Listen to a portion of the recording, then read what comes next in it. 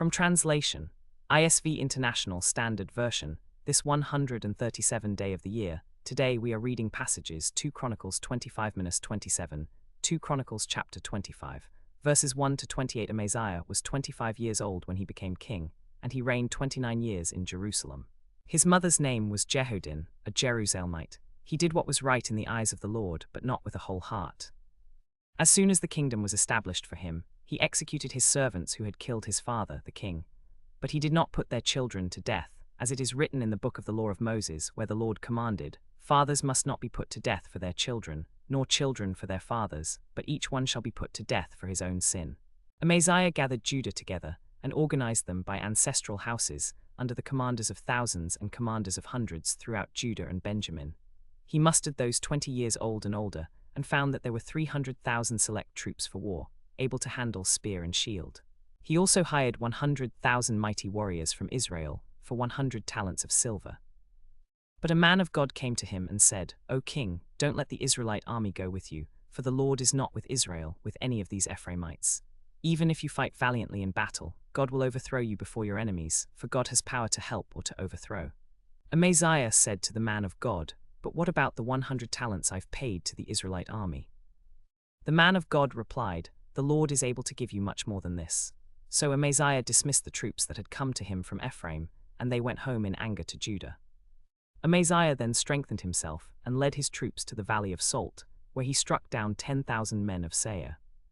The men of Judah captured 10,000 alive, and they took them to the top of a cliff and threw them down from the top. All of them were smashed to pieces.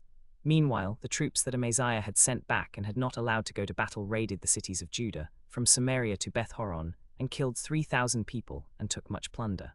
After Amaziah returned from striking down the Edomites, he brought the gods of the Seirites, set them up as his own gods, bowed down before them, and burned sacrifices to them. Then the anger of the Lord burned against Amaziah, and he sent a prophet to him who said, "Why have you sought these gods that could not save their own people from your hand?" While the prophet was speaking, the king said to him, "Have we appointed you as counselor to the king? Stop, why should you be struck down?" Then the prophet stopped, but he said, "I know that God has determined to destroy you because you have done this, and you haven't listened to my advice." King Amaziah of Judah then consulted his advisers and sent a message to Jehoash son of Jehoahaz, the king of Israel, saying, "Come on, let's face each other in battle." Jehoash king of Israel replied to King Amaziah of Judah, "A thistle in Lebanon sent a message to a cedar in Lebanon, saying, 'Give your daughter to my son as a wife.' But a wild beast that was in Lebanon passed by and trampled the thistle underfoot. You say, 'Look, I have defeated Edom,' and your heart has lifted you up with pride. Stay at home, because why should you bring misfortune and fall, you and Judah with you?" But Amaziah refused to listen, because God had determined to destroy him because of the worship of the gods of Seir. So King Jehoash of Israel attacked. King Amaziah of Judah faced him in battle at Beth-shemesh in Judah. Judah was routed before Israel, and each man fled to his tent. King Jehoash of Israel captured King Amaziah of Judah, son of Joash, son of Jehoahaz, at Beth-shemesh. Then Jehoash brought him to Jerusalem and broke down the wall of Jerusalem from the Ephraim gate to the corner gate, about 600 feet. He took all the gold and silver, and all the utensils that were found in the house of the Lord, in the treasuries of the king's house, and also hostages, and then returned to Samaria. King Amaziah of Judah lived 15 years after the death of King Jehoash, son of Jehoahaz of Israel. Now the rest of the acts of Amaziah from first to last, are they not written in the book of the kings of Judah and Israel? They conspired against him in Jerusalem, and he fled to Lachish. But they sent men after him to Lachish and killed him there. They brought his body back on horses, and he was buried with his ancestors in the city of David. 2 Chronicles chapter 26, verses 1 to 23. All the people of Judah took Uzziah, who was 16 years old, and made him king in place of his father Amaziah. He rebuilt Aloth and restored it to Judah after the king had lain down with his ancestors. Uzziah was 16 years old when he became king, and he reigned 52 years in Jerusalem. His mother's name was Jechaliah from Jerusalem. He did what was right in the eyes of the Lord, just as his father Amaziah had done. He sought God during the days of Zechariah, who taught him to fear God, and as long as he sought the Lord, God gave him success. He went out and made war against the Philistines, broke down the walls of Gath, Jabneh, and Ashdod, and built cities in the territory of Ashdod and among the Philistines. God helped him against the Philistines, and against the Arabs who lived in Gur Baal, and against the Munites. The Ammonites paid tribute to Uzziah, and his fame spread as far as the entrance of Egypt, for he became very powerful. Uzziah built towers in Jerusalem at the corner gate, at the valley gate, and at the angle, and he fortified them. He also built towers in the wilderness and dug many cisterns, because he had many livestock in the lowlands and on the plains, and he had farmers and vine-dressers in the hills and in fertile lands, for he loved agriculture. Uzziah had an army ready for battle, equipped with shields, spears, helmets, and armor, and trained in warfare by expert warriors under the command of 26,000 mighty men.